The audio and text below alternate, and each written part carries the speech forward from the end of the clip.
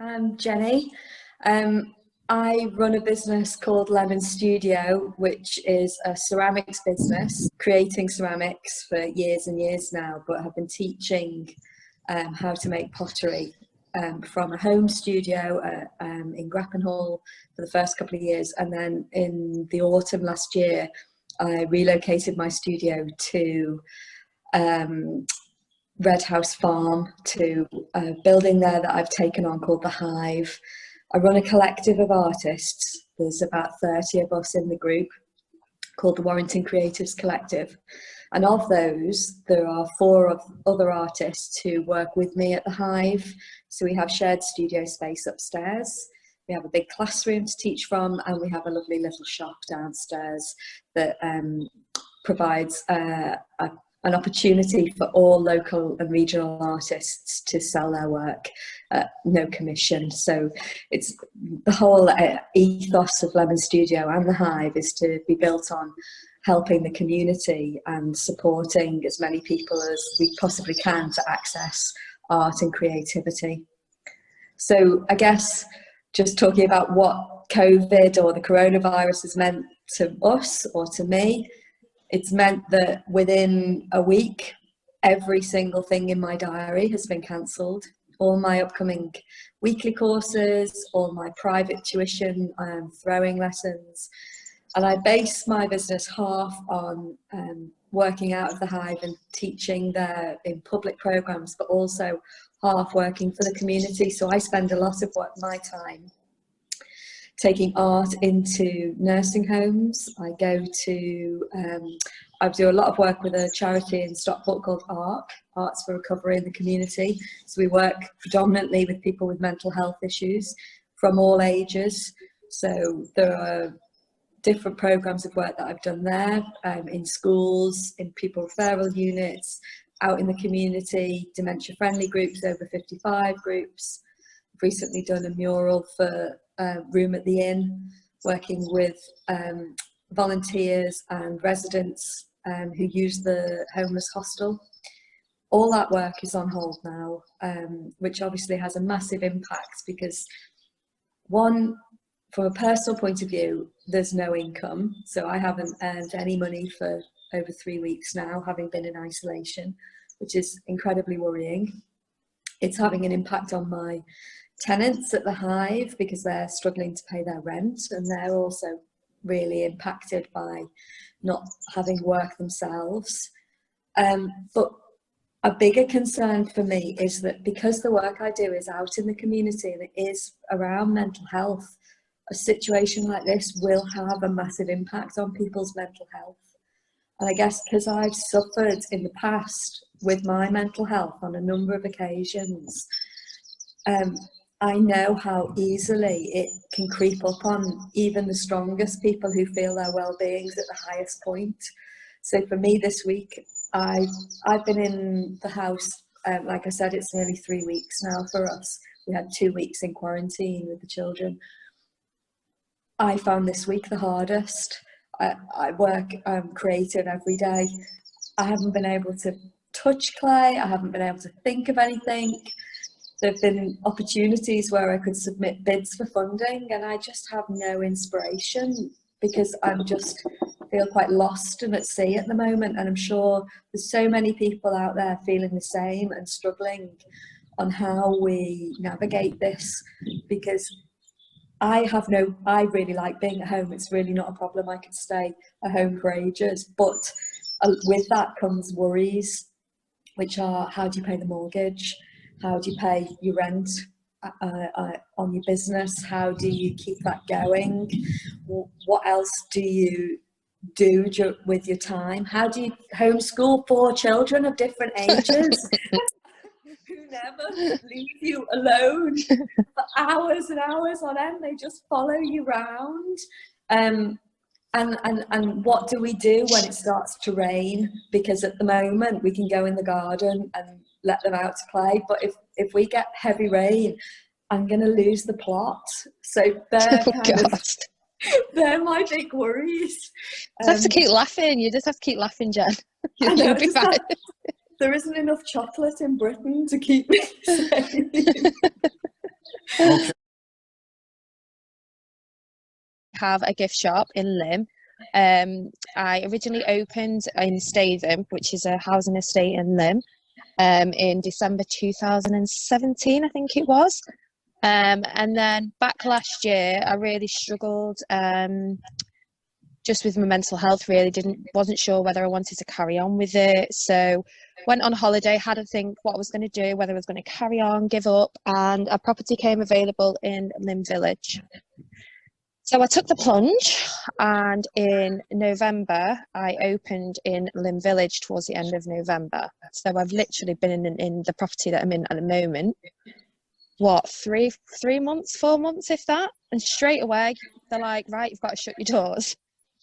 So with everything being crazy with the move and everything in January, I think for the first time in my life, I honestly say that I think I had a bit of depression. I think it's just because it had been so crazy and busy, and then I'd sort of like stopped all of a sudden. It slowed down in January. It really, really hit me. So I went back to the doctors, and sort of a week, it was a really, really good week where I felt great. I felt amazing. And then I got ill. And then and it's just gone from there really. And then basically, the position I'm in at the moment, I've managed to pay my rent on Wednesday. But pretty much from now, with having no income, there is no way I'm going to be able to pay any of my bills until I get some sort of help. Now, luckily, I do fall under the category of the grant. So I'm basically waiting for that. But because I only took over the property, I think it was, November, December, because the VOA wasn't done before a certain date, and because it's fell in line with this whole coronavirus situation, I now have to prove that I'm in the property. So now I've had to send in more paperwork. So it's not a great situation to be in, really. I mean, I've got Ruby, who's 9, so I'm trying to homeschool her. And I've got Harrison, who's 4. And Harrison is just running around in a Spider-Man outfit, bouncing off me. Just trying to make it more funny. But my shop, basically, that's how I met Lemon Jen. Yep. Because I sell local artisans as well. I think I've got about 13 or 14 in mine, and Jen's one of them. So that's how I met Jen. And it's sort of like grown from there, really. From the 3 or 4 months that I've been in Lim Village, my business has done so much, honestly, so much better.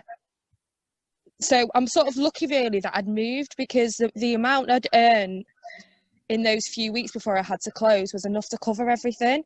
But if it had been in the other shop, I dread to think what sort of situation I would be in. Can I just jump in there, Jen? Yeah, of course you can.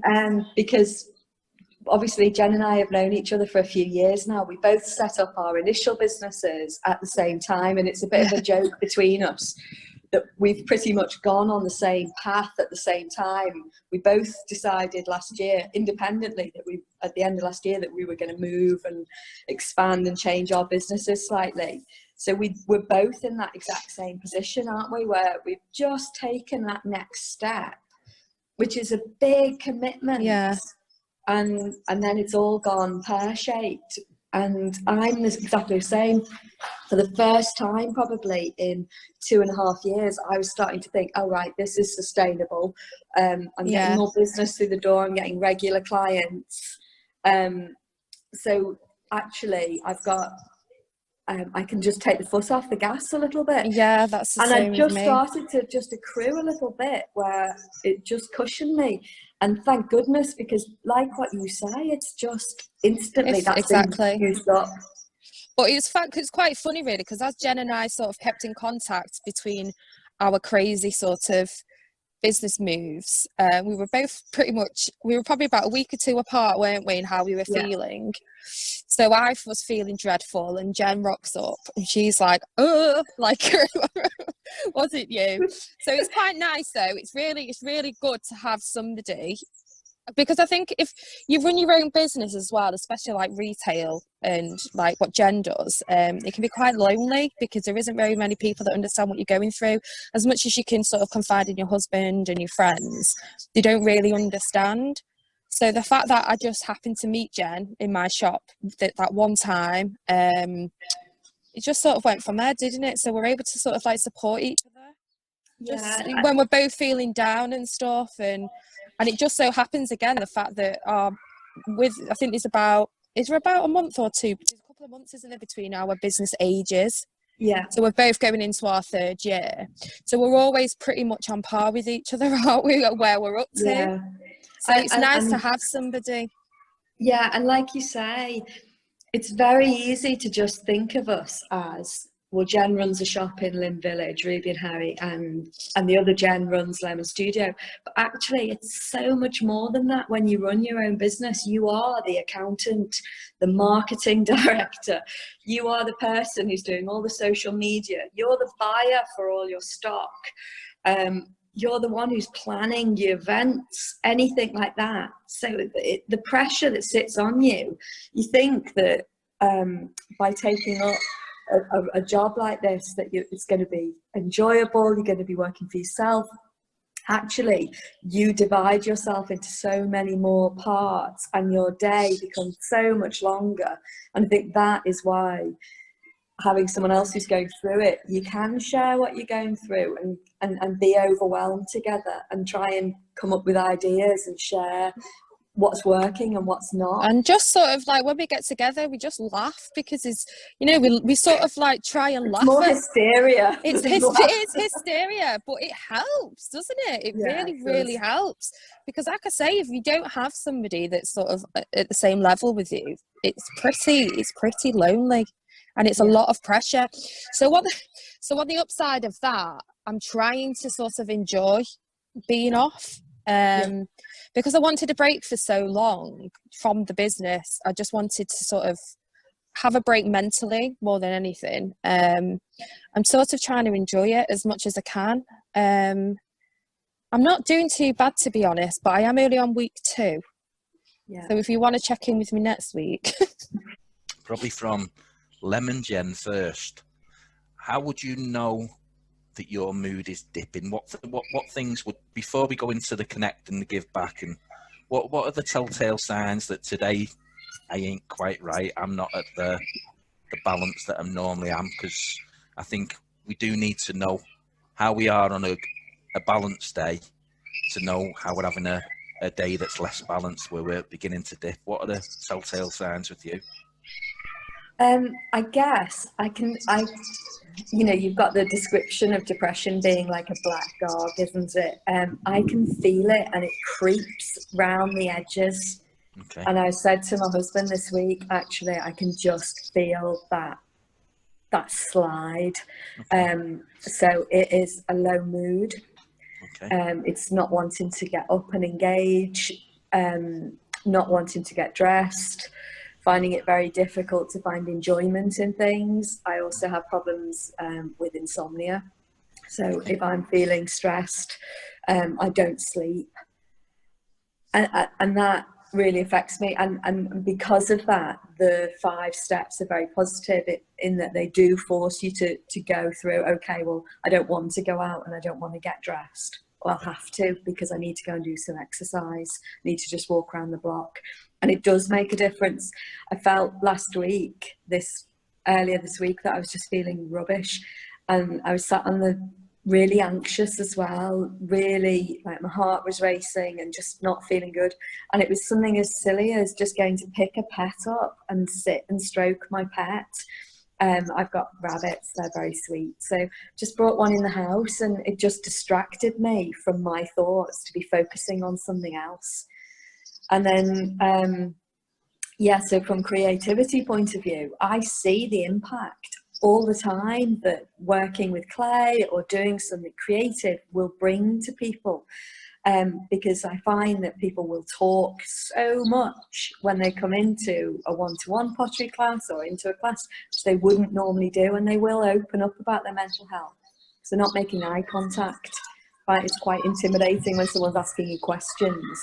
But if you're looking down and you're distracted and your brain's doing something enjoyable, things start to come out. Yesterday, I had a few things that I needed to do. I had to make something, and I did that. And actually, although I really struggled to find the creative side of me and get that going, once I'd done it, I felt a lot better. Can I ask you a quick question, Jen? You had to, or you chose to? Now, yesterday I had to. I've set up a WhatsApp group to try and encourage my students to keep in touch with each other, because I'm worried about their mental health. I know a lot of my students are recovering from long illnesses or have mental health conditions, so I have been trying to engage with them. So I've been running online tutorials and things, so free ones and then paid ones for my students. And one of them, they'd asked me to make something. I'd been putting it off all week. Okay. So I took the time out to do it yesterday, and in the morning I made it and it looked rubbish. So I had to make it again and do the video, because I always do like a practice one for myself. But that forced me to do it. Would I have done it if I didn't have to? No, I'm not sure I would. However, today I've woken up and in my head it's like, well, I could make that and I could do that. And it started to kind of kickstart it again. So it was worth it, sort of forcing yourself into something that you really don't want to do. Because sometimes, though, if the inner dialogue is, I have to, as opposed to, I choose to, it already becomes a burden from the beginning. So if I can challenge inside my own head straight away that I'm choosing to do this, because yesterday perhaps no one forced you to do it. You ultimately chose to do it because you could have equally sat in bed, you could have stayed on the couch, but it became a choice. And if we turn that dialogue around in our head, does that become easier or not? Yeah, no, I think that's a good point. There was no one saying, come on, you've got to do this, we need it, the world's going to end if I don't have a bit of a pottery jug demonstration. But it gave me some motivation that, come on, Jen, I need to do this because there's other people need me to do this. And I kept thinking, you know, once I get through that barrier, it will be easier. Okay. So, staying active, you've talked about, you'll go around the block. Yeah, you'll walk. Okay. In terms of learning, what you're learning this week? I guess I'm learning that it's okay to feel low, and that's all right, but it's not okay to stay there and not take any action. So what we're going through it's never happened before anywhere in the world. None of us know how to navigate it or to feel better. And we are okay to grieve for what's happening, because there is a level of grief. I watch the news and it makes me grieve for the people who are suffering, the people who are dying. And I carry that. I guess I'm quite an empathetic person. Things like that affect me very much. And it's okay to feel like that, because you should feel Absolutely. sad. And it's not wrong to feel that, but it's okay. There's nothing I can personally do to change that apart from stay inside, follow the rules, and protect the people I love most, because by doing that, I'll help the community. How easy do you find stopping your sort of internal dialogue? If you find yourself getting anxious and you're wandering into this road of, I can't pay the mortgage, the business is going to go pear-shaped, I'm going to put everyone out of work, how quickly can you stop that chain of thought? Not quickly. How do you stop it? I try and take some actions of things I can do. So I might look for grants. I'll look at other ways of managing things. I'll talk about it with people, how I'm feeling, share that. So it's not just the burdens on me. I've learned to do that over the years, because I think in the past I would just carry it all on my own shoulders, and it's not all my responsibility. But it's not easy to switch it off, and I don't think we can pretend that it is. The money issue is going to be there, and it's going to get bigger and bigger and bigger within the next month or two. And I guess what happens is I might take some action to, I applied for universal credit. I've looked into, I'm not entitled to the same things that Jen is, because our businesses are different. So it's, what can we what can we do and how do we plan in the interim, because that money's not going to arrive in the next week or two, it's going to be a month. So before we start having to, I don't know, eat the bunnies, what are we going to do? Don't eat the bunnies. Don't eat the bunnies. Don't eat the bunnies. Lim-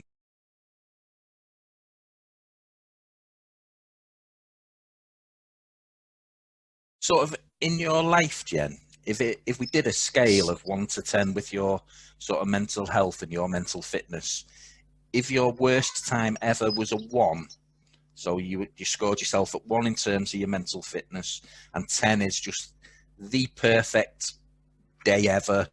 Business orders are coming in, life at home's fantastic and rosy, the kids are self-schooling themselves. Where would you score yourself at the moment? So today I wouldn't say it's too bad. I'd probably say I'm up there with a 7. But Okay. this week I'd probably be around a 4, 3 or 4. Okay. It's been quite a dark week. Okay, and do you have the tools to stop yourself going back to a 1 these days, or? Yeah, I think I do. I think I've got that self-awareness now. That it's not, and again, it's not a stigma. I have got a support network around me of people who I can talk to, who I do talk to. I don't think that's a complete safety net, because for anybody you can slip down that road, but it is being aware that you are sliding and trying to take action to stop yourself going down there, because it's easier to stop yourself on that slide than it is to get yourself out when you're at the bottom. It's a much harder road to climb back up. Yeah, I personally stayed at 1 for quite a long time, and I've not been near 1 for a long time either, but equally I know if I stop doing the right things, if I stop connecting, if I stop continuing to learn, if I stop giving back, then I'll hit 1 straight away and I'll go backwards. And it's important that I remain aware of me all the time and how my body is and how my head is, and then do something, as you're saying, Jen. So as much as it's a hard road, there are opportunities ahead. What opportunities do you see? Well, I see that there's a chance to actually be at home and enjoy being with my children, and I'm sure the other Jen would say we've put our heart and soul into our business, and that means sacrifices in your home life. So actually just being around them and enjoying it and them being with you is great fun, because you're not having to rush off and do things all the time. So there's that. It's a great time to finish off some of the bits and bobs that I needed to do around the house and get them done, the stuff that I wouldn't normally do. But also, I think there will come a point where it'll be a time of creative growth for me. I've sort of got an idea of some things that I want to work on now, and I made something yesterday and I put it out on Facebook and the response was really positive, so I might go a bit more down that road and actually create some work that is available when I go back, whether that is that I donate it into public spaces, whether I do some kind of little exhibition, or whether I take that and show and teach other people how to make that so it becomes lessons and stuff. I think there are opportunities there. I think from a sort of time to change point of view as well, it's fabulous for us because we've got this banner of Get Warrington Talking. Within the space of a few weeks, I've got to know about you and I've got to know about Lim Jen, and I also know that you act on behalf of 30 other creatives, which is phenomenal. So these opportunities are coming up all the time to get to know new people, and one day I will talk to you more in depth about what you did in Prues, because working in a Prue with kids and creatives can either be fabulous or it can be a nightmare. So maybe another time we can talk about that. But you seem, if I can say, you seem to be presenting as you've a good awareness of what you need to do to keep yourself safe. Yeah, I'd say that. Yeah, but then that, like you say, for yourself, I spent a long time at one, and I had a lot of therapy and a lot of interaction to get me from that point, and I'm very frightened to go back down there. Yeah, me too. So I'll do anything it takes to not go down that road.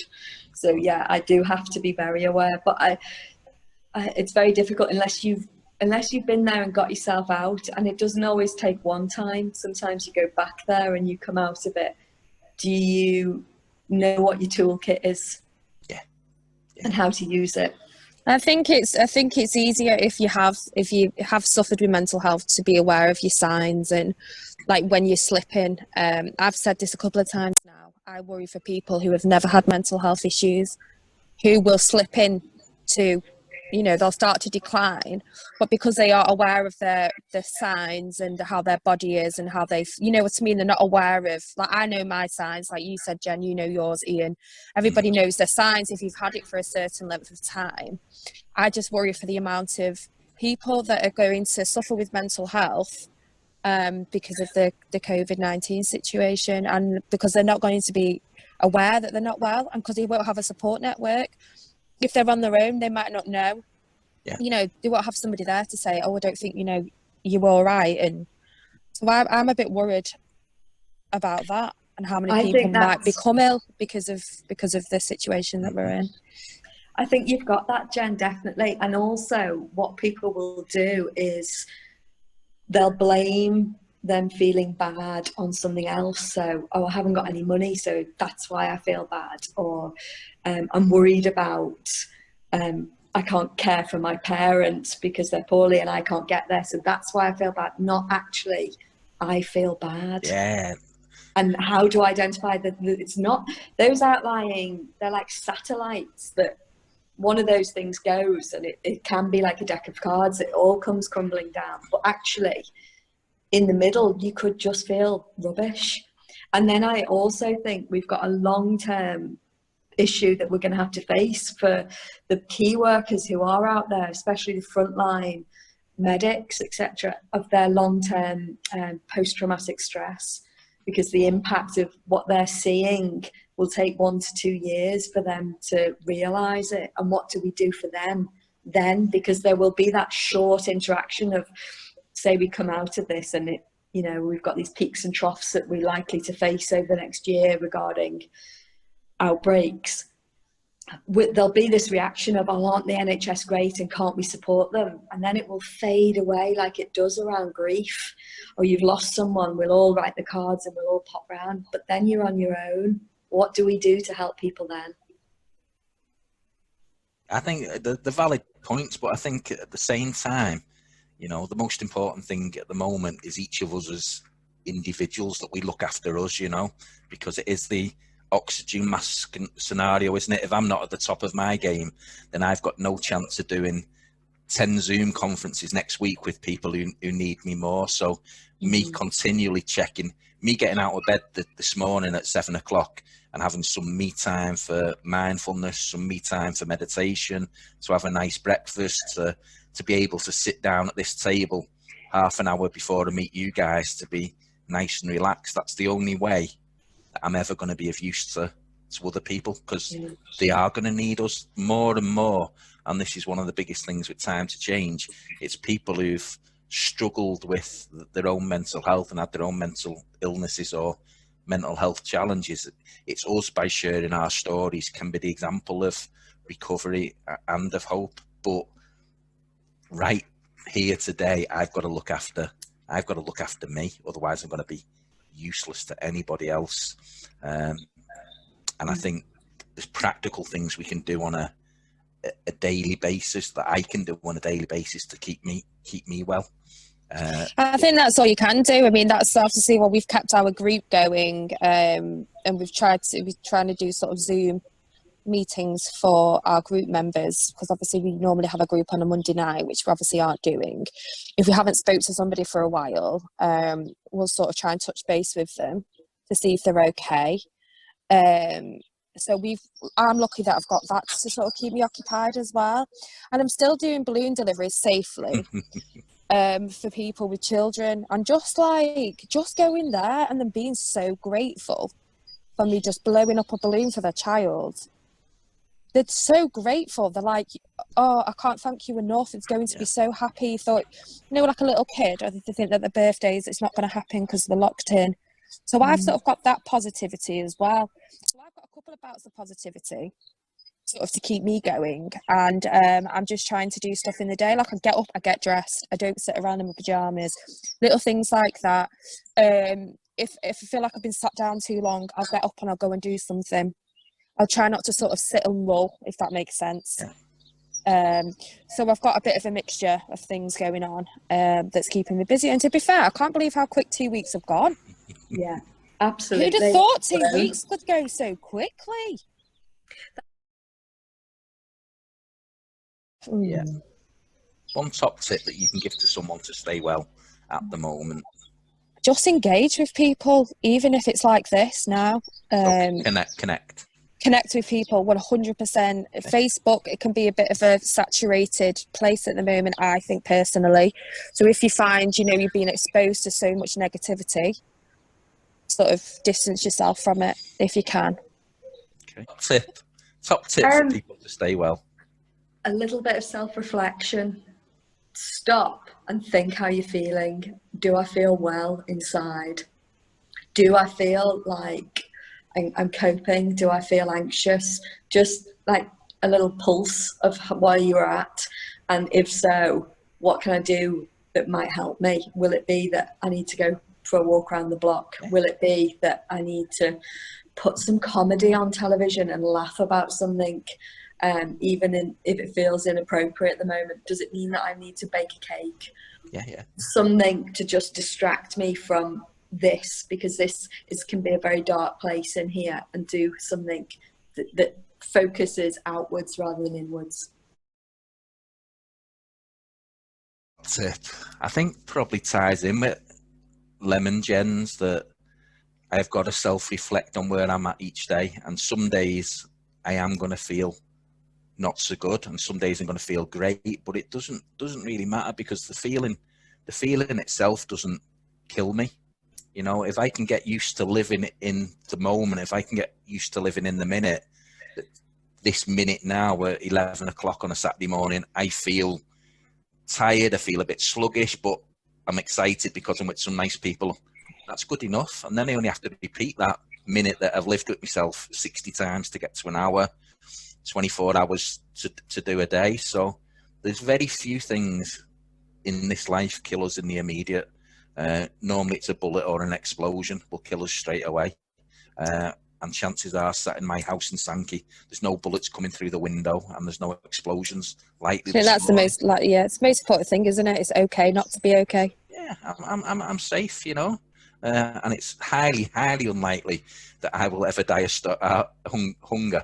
You know, I've got quite a few months of fat left on my body, so you know, it's not to downplay situations, but most of us are going to wake up again tomorrow morning. We might be groggy through lack of sleep, but we'll still wake up tomorrow morning, and that's hope, and that's all I need is hope each day. Thank you.